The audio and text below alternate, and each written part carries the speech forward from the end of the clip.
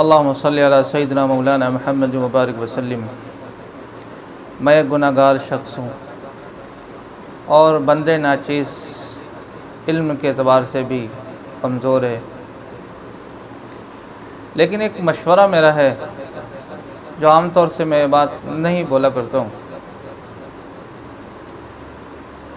کہ اللہ کے حبیب علیہ السلام کے تعلق سے، قرآن کے تعلق سے اور اللہ کی ذات کے تعلق سے۔ نمبر ایک، اللہ کے حبیب علیہ السلام صرف مسلمانوں کے نبی نہیں ہیں، بلکہ ساری کائنات انسانی اور ہر مخلوق کے نبی ہیں اللہ کے حبیب علیہ السلام۔ یہاں پہ ہم نے ایک مسٹیک اور ایک غلطی کی ہے کہ ہم نے اپنے نبی کو ایک لمیٹڈ ایریا تک محدود رکھا، یعنی امت مسلمہ تک۔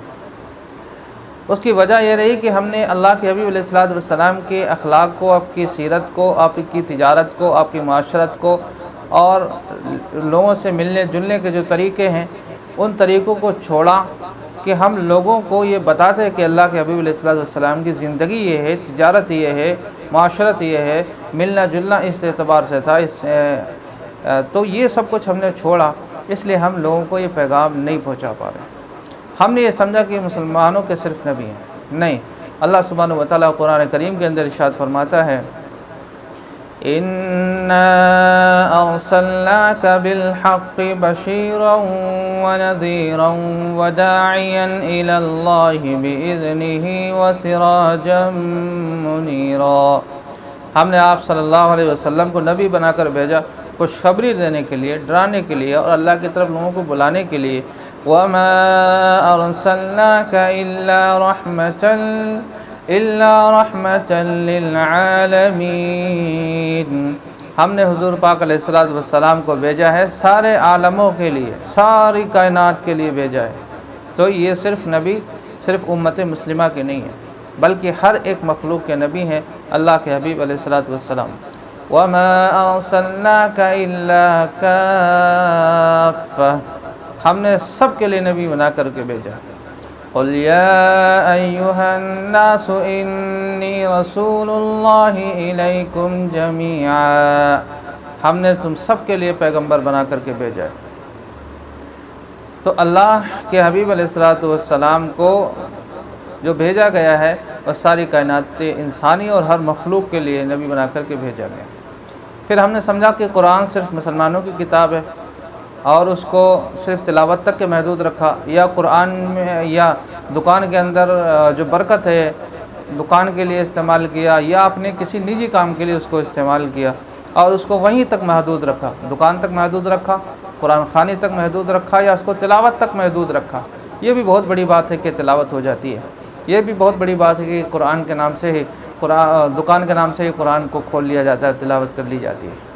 لیکن قرآن صرف تلاوت کے لیے نہیں آیا، قرآن تو صرف اس لیے آیا تھا کہ سارے کائنات انسانی میں اللہ کا پیغام پہنچایا جا سکے اور اللہ سبحانہ وتعالیٰ کے جو احکام ہے وہ زندگی کے اندر اتارے جا سکتے تھے۔ تو قرآن کو پڑھنے کی ضرورت ہے، اور قرآن صرف مسلمانوں کی کتاب نہیں ہے بلکہ ساری کائنات انسانی کی کتاب ہے۔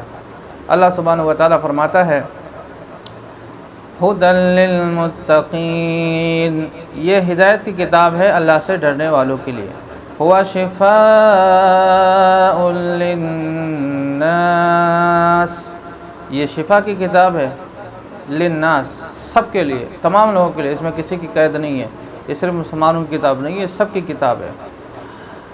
تو یہ ہم نے کچھ بہت بڑی بڑی غلطیاں کر رکھی ہیں، اور یہ غلطی ہماری ہے کہ ممبر سے یہ بات لوگوں کو بتائی نہ جا سکے کہ قرآن کیا کہتا ہے۔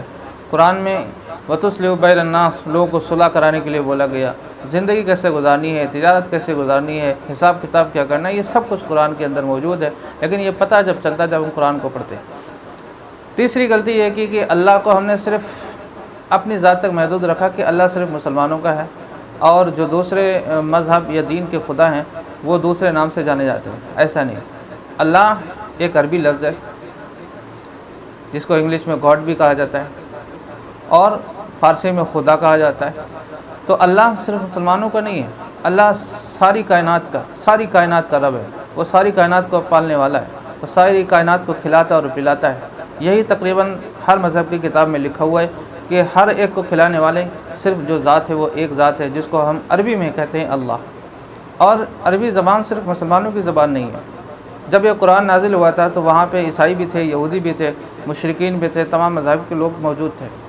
عربی بول لینے سے کوئی مسلمان نہیں بن جاتا، اردو جان لینے سے کوئی مسلمان نہیں بن جاتا، بلکہ اللہ کے احکام پر عمل کرنے سے ہی انسان سدھرتا ہے اور انسان اللہ کے یہاں وہ معزز کہلاتا ہے۔ تو یہ تین ہم نے بہت بڑی غلطیاں کی ہیں، اس میں کوئی خامی ہو ہمیں معاف فرمائے۔ اللہ سبحانہ و تعالی ہم سب کو عمل کی توفیق عطا فرمائے۔